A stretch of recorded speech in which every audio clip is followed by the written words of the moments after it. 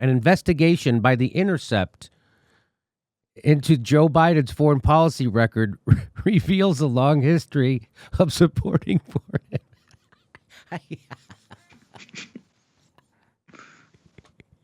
reveals a long history of supporting foreign interventions. And then they quote, he almost never meets a war he doesn't support, says Jeremy Scahill at The Intercept. Bam. And so that, I retweeted that, and I said, this took an investigation. And it got like 4,000 likes. So I guess they got embarrassed by it that they deleted the tweet, because I went back to get it today and they have deleted it. They've deleted that tweet. I went back to get it. You can't delete history, Amy Goodman. You can't delete history. History's there. We still got it. There it is. I got it. It's not going anywhere. And now more people are going to see it because you deleted it. More people are going to see it because of that. Because that prompted me to want to do this story. Oh, really? You're that embarrassed? Because you know how stupid that is to say you had an investigation and you got some quote from a fucking guy from The Intercept as if it means anything? What is this? Is this a tweet from 15 years ago? Before Twitter even existed? This may be the dumbest tweet of the year so far. And that's why they deleted it. And I'm a pothead in my fucking in my garage, and I don't even know how to talk. And I'm doing it better than them. So here's what Aaron Mate tweeted out. He said, the investigation happened to forget Syria, where the Obama administration waged a dirty war, and Ukraine. It didn't mention Ukraine, where Obama-Biden administration waged a coup. Also, unlike past events, those foreign interventions are ongoing. Democracy Now! And The Intercept are great at challenging empire, so long as it's in the past. You know, the worst part about all this is Joe Biden doesn't even remember supporting those wars. That's the thing, because he's demented. That's why. Joe Biden met a war 40 years ago, and they've been together ever since. That's what it is. That's a love story. It's a real love story. By the way, their investigation, Aaron. Now, Aaron, you do investigative reporting. Do you think their investigation amounted to anything more than a Google search? I mean, what do you did you just watch a few clips from the Jimmy Dore show? How did they figure out that? Now, you actually read that article, right, Aaron? And tell me about it. I read most of it. Look, I mean, on its own, it's not like nefarious, but what it's missing, I think, really is problematic. And I pointed out there some of the things that they missed. And it's a part of this genre of what is like pretend adversarial journalism these days, where you're allowed to talk about things that have happened in the past, but that we can do nothing about anymore. So we can't, for example, undo Joe Biden's support for the dirty war in Nicaragua, because that happened in the 80s. But we can now talk about the ongoing dirty war in Syria, which Joe Biden is actively supporting, or the ongoing coup in Venezuela, or the ongoing proxy war in Ukraine, none of which gets mentioned in this series. And so what I found unfortunate about this, to put it mildly, was this like effort to do an investigation into Biden's foreign policy, but not mention anything that is actually happening today and anything that we can actually do something about. And why do you think that is? As an award-winning journalist and comedian, why do you think that is, that they would hesitate to tell the truth about what's actually happening right now?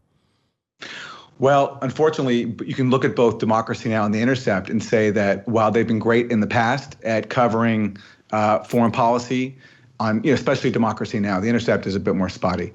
And while they've done a lot of adversarial journalism, in the last 4 years, especially during the Russiagate era, they've both been co-opted into supporting the national security state policies that they once challenged.